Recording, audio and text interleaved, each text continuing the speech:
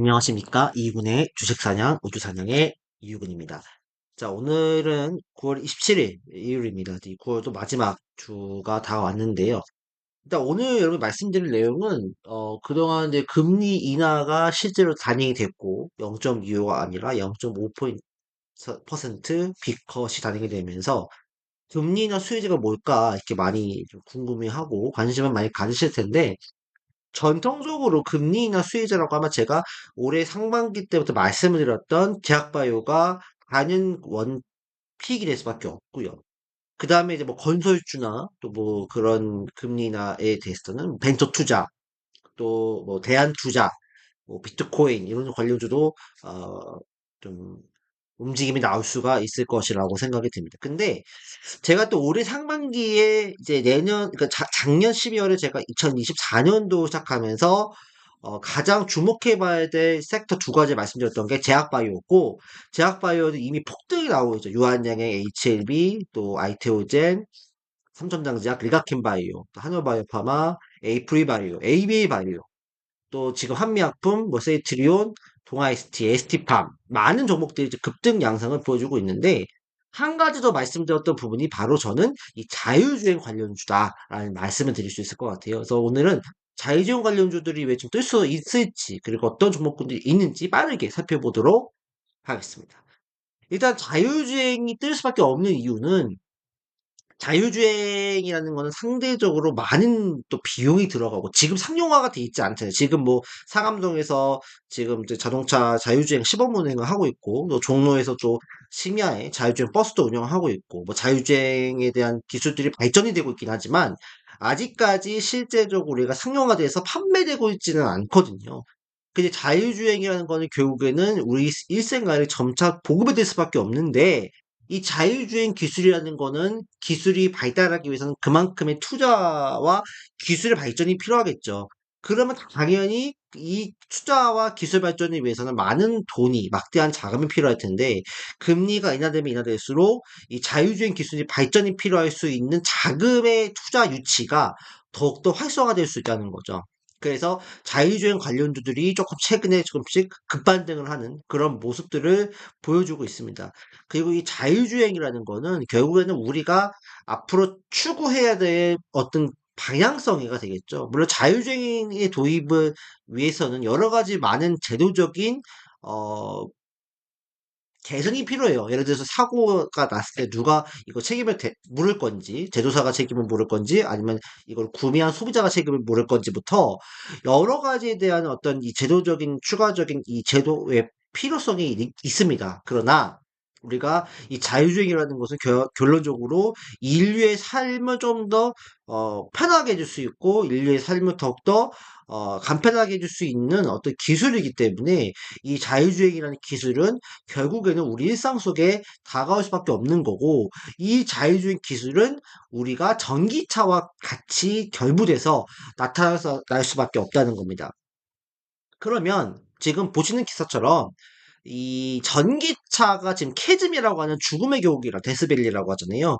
전기차가 지금 또 최근에 청라 아파트 화재도 비롯해서 전기차 판매량이 급감하고 있죠. 캐즘이라는 거는 이제 얼리 어답터들이 처음에 이제 그 전기차를 써보고 재밌다, 효용성이 있다, 흥미롭다, 뭐 이런 거 느끼면서 살아가.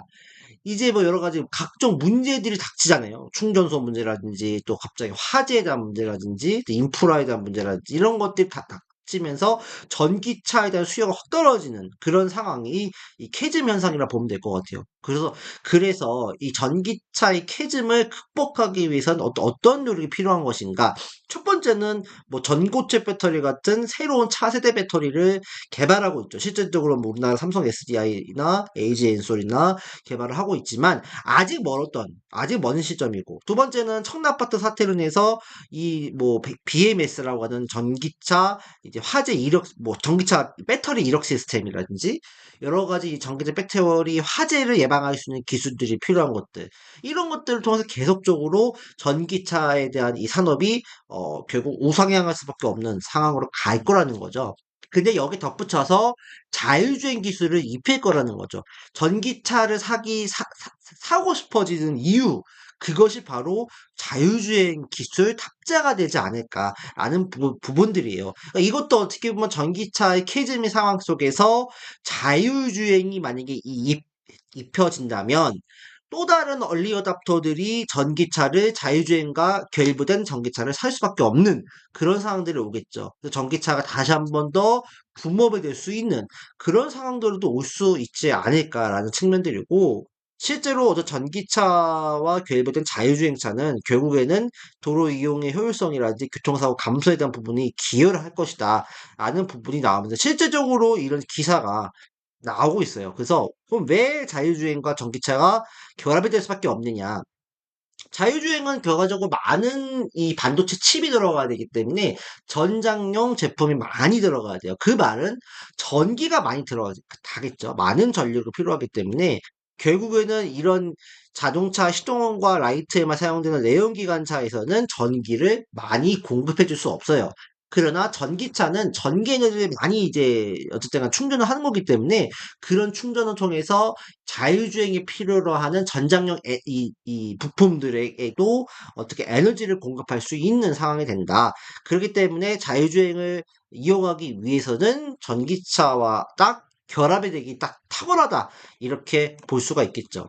그리고 이 전기차는 부품수가 내연기관차보다 적기 때문에 뭐 에너지 변화에 대한 내구성이라든지 또 고장 빈도 측면에서도 훨씬 더 유리한 측면이 있다. 그리고 자율주행이라는 건 결국 내 인간이 손으로 주행을 하거나 움직이지 않고서 이제 달리는 거잖아요. 그러니까 전기차는 내연기관차에 비해서 소음이라든지 진동이 적기 때문에 자율주행으로 누릴 수 있는 효용성이 더 극대화될 수 있기 때문에 이 자율주행이 전기차와 같이 결합이 될 수 있는 가능성이 높다는 그런 측면이 있겠죠.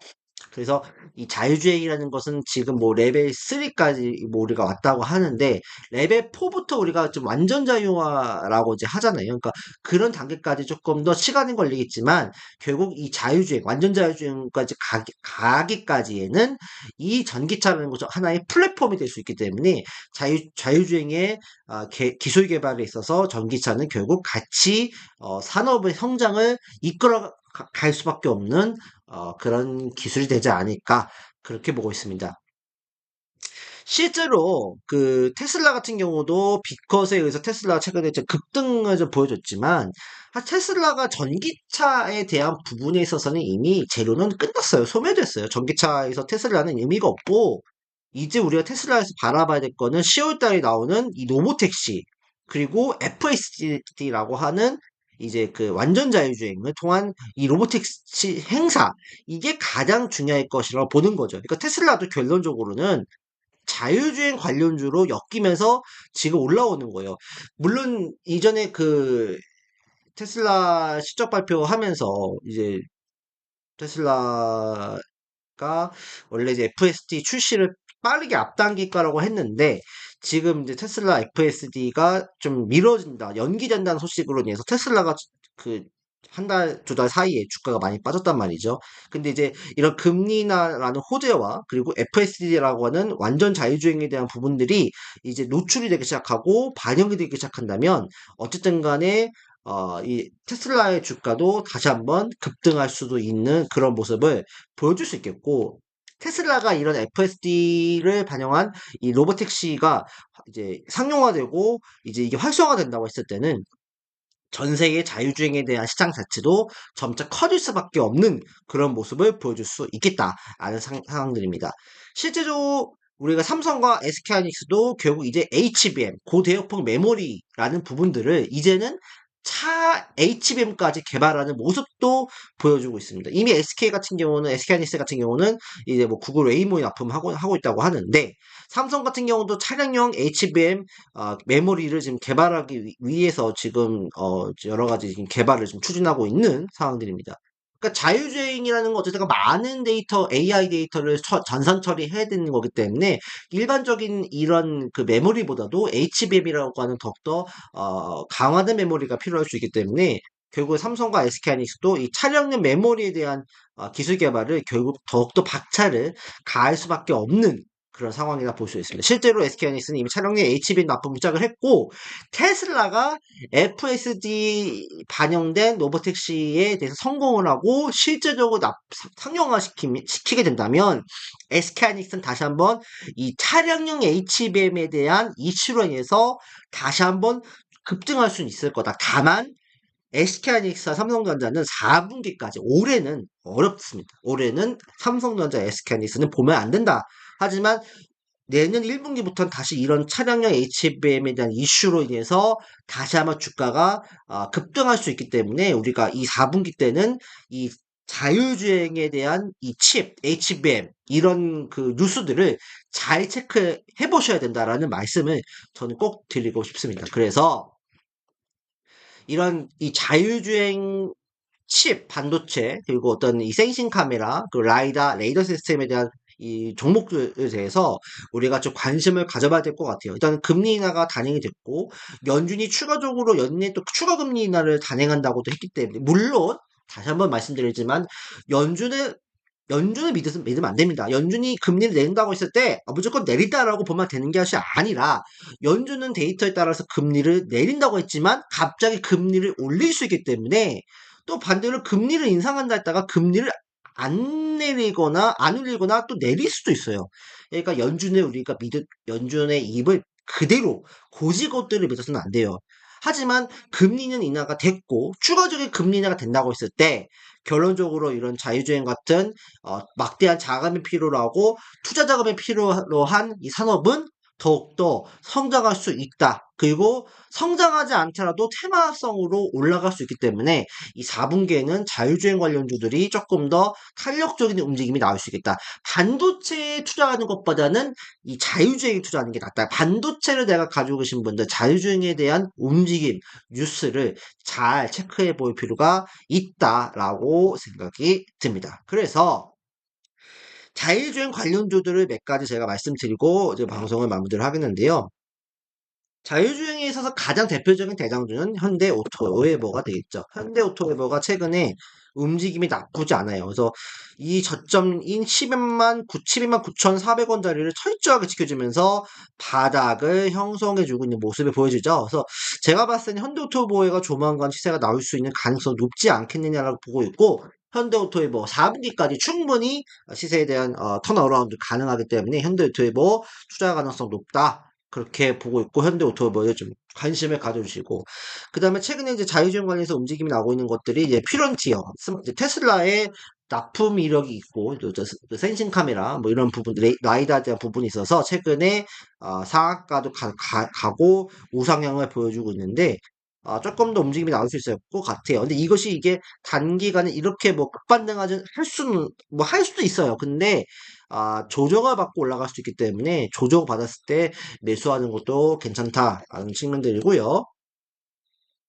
그 다음에 스마트 레이더 시스템. 딱 봐도 이거 이름부터가 자율주행스럽잖아요. 그러니까 이런 스마트 레이더 시스템도 최근에 시장이 좀 어렵지만 반도체 종목이 어렵지만 반등이 나오고 있잖아요. 그러니까 이런 것들은 결국 이제 조금 자율주행이 조금씩 곽광을 받고 있겠구나라고 보시면서 여전히 조정을 받았을 때 매수 찬스를 보고 대응하시면 좋겠다.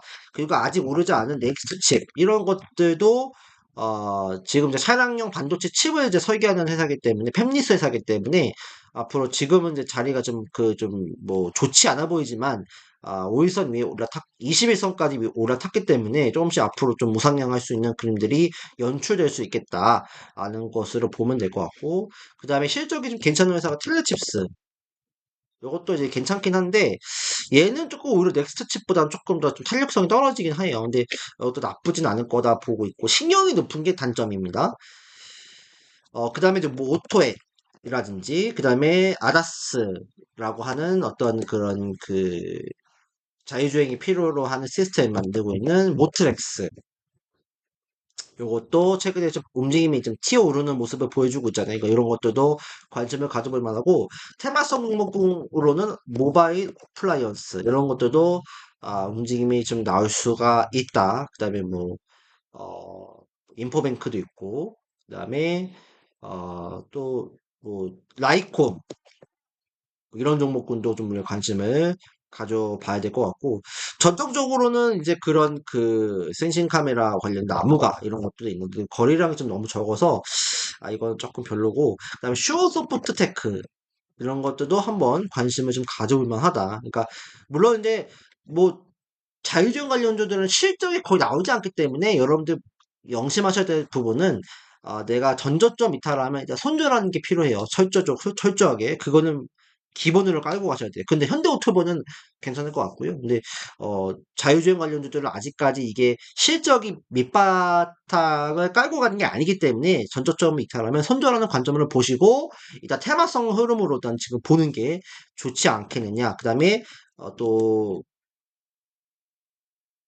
자율주행 칩 관련된 칩셋 미디어 이런 것들도 이제 최근에 움직임이 나올 수 있지 않을까. 얘도 좀 죽었잖아요. 그러니까 이런 거는 조금 이제 전저점이 11,800원 깨지면 손절을 해야 되겠지만 조만간 또 급등할 수도 있기 때문에 일단 이런 자율주행 관련주들은 좀 언급을 드리고 가장 조금 그래도 조금 탄력성이 있고 안전하다 보면은 저는 이제 현대오토웨버, 그다음에 피런티어, 그다음에 넥스트칩, 모트렉스 이런 기업들이 조금 더 안정적으로 그나마 가져갈 수 있지 않을까라고 보고 있기 때문에 이런 기업들을 좀 철저하게 좀 보시면서 대응을 해주시면 될 것 같습니다. 그래서 금리 인하의 수혜주, 또 자율주행 제가 올해 상반기 때 자율주행의 말씀을 드렸는데 이제 금리 인하가 됐기 때문에 자율주행이 다시 한번 탄력성이 있게 움직일 수 있다는 점을 참고해 주시고 자율주행에 대한 관련주들을 잘 체크해 보시면 좋겠습니다. 그래서 이번 주도 성투하시기를 바라겠습니다.